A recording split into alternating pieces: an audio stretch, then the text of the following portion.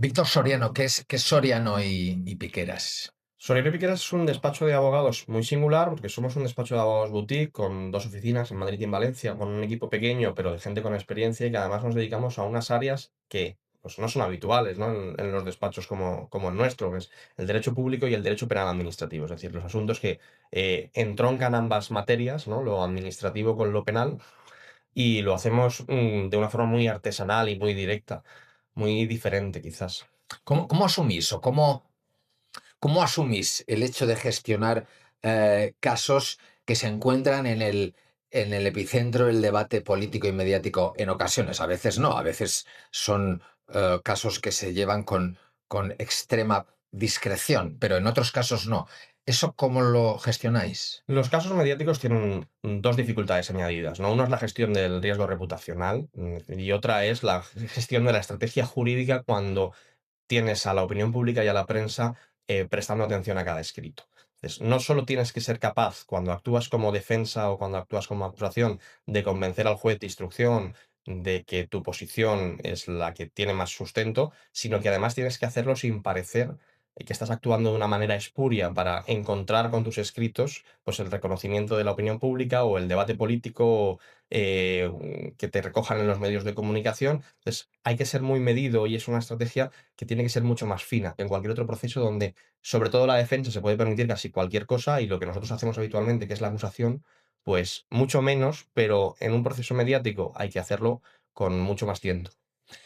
Como líder de tu equipo, no sé si te gusta la descripción y te invito a que me corrijas si no es así, pero te consideras un abogado mediático y ¿por qué crees que desarrollar o explotar esa vis mediática o esas habilidades que tú tienes y que hemos visto, crees que es una buena solución? Yo no me considero un abogado mediático, no es una etiqueta que yo me ponga. Lo que sí que es cierto es que por la naturaleza de los asuntos que llevamos, cuando un asunto tiene implicaciones políticas o es una gran macroestafa, una gran macrocausa, tiene la atención de los medios de comunicación y por tanto, pues al final el abogado del asunto también la tiene. Es decir, a mí no me gusta ser el abogado mediático porque yo siempre me pongo un límite y es nunca hablar ante los medios por cuenta del cliente, porque para eso ya tienen madre. Es decir, yo hablo por cuenta del cliente ante los tribunales, pero lógicamente nuestra intervención en el proceso pues, tiene una repercusión pública y una repercusión mediática. No se trata de explotarla, se trata de convivir con ella y de gestionarla del mejor modo posible. ¿Y cómo se convive? Es decir, ¿cómo proteges la estrategia judicial, que a veces es compleja, que tiene por medio incluso negociación? ¿Cómo proteges eso del ruido mediático?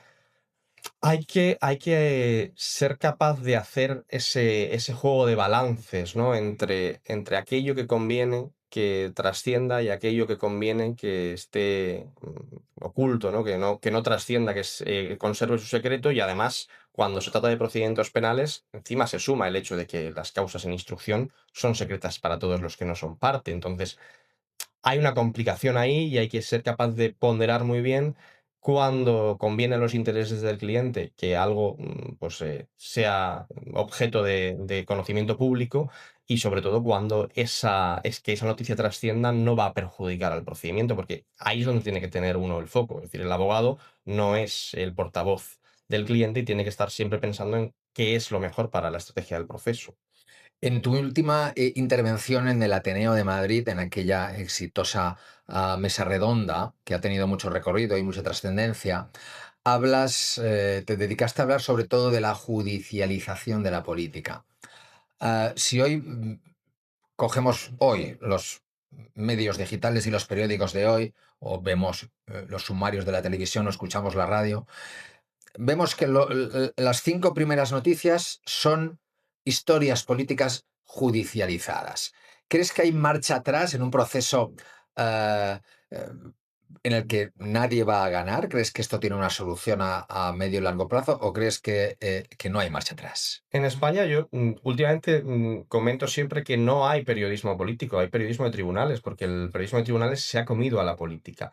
Hay un hito quizás, ¿no? A partir de Gürtel o a partir de los años de la crisis en los cuales los políticos aprendieron que los procesos judiciales les eran muy útiles en su estrategia para hacer oposición, para ganar terreno, para tener discurso, para ganar rédito electoral, y eso yo creo que no lo vamos a parar. Ahora bien, ahora estamos en un momento álgido de la política judicializada, pues porque hay grandes casos de corrupción que ocupan el foco. Eso se modulará en función, pues, de que se encuentran otros periodos con grandes casos de corrupción o no, porque lógicamente siempre en un país donde hay eh, 8.000, 9.000 administraciones públicas va a haber corrupción, va a haber casos judiciales con vínculos políticos, pero no pueden tener todos siempre la magnitud de que tienen en este momento.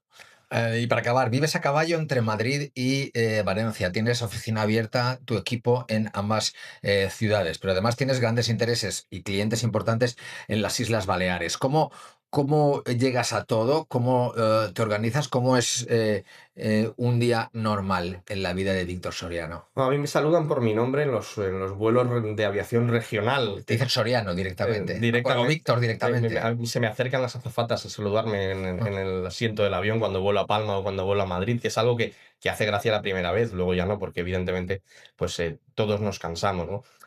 Tratamos de conjugarlo, nosotros somos un equipo que está muy focalizado en el teletrabajo, en aplicar la tecnología y en intentar estar en todos los sitios a la vez, porque, bueno, nos gusta, mantener, pues, la presencia en Valencia, que para mí es muy importante. Yo soy valenciano y es donde está gran parte de nuestro negocio. La presencia en Madrid también es súper importante, sobre todo para el tipo de asuntos que llevamos. Estamos muy presentes en procedimientos en la Audiencia Nacional y en el Tribunal Supremo. Y pues la presencia en Baleares, porque también por nuestra tipología de negocio, para nosotros es muy importante estar allí. Entonces, pues hay que tratar de conjugar el estar en las ocasiones en las cuales es indispensable, con sobrevivir pues varias decenas de vuelos al año, ¿no? ¿Cuál Es es, complicado. ¿Y cuál es tu historia con Italia? Hemos detectado a través también de cómo te manejas en las redes sociales, algo en lo que considero que eres casi un experto. ¿Qué tiene que ver Italia con tu vida? ¿Cuál es tu vinculación?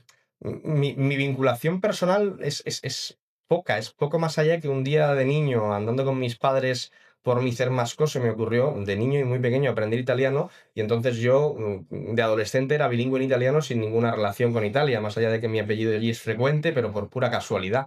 A raíz de eso, pues bueno, yo luego estudié en Italia y tenemos grandes vínculos y grandes clientes y muy buena relación con la Cámara de Comercio Italiana para España. Me acaban de invitar a moderar una mesa redonda en el consulado italiano en Madrid sobre las reformas judiciales allí, y muy buenas relaciones y muy buenas amistades también en aquel país, que es un país maravilloso. Víctor Soriano, muchas gracias. Muchas gracias a ti, Luis.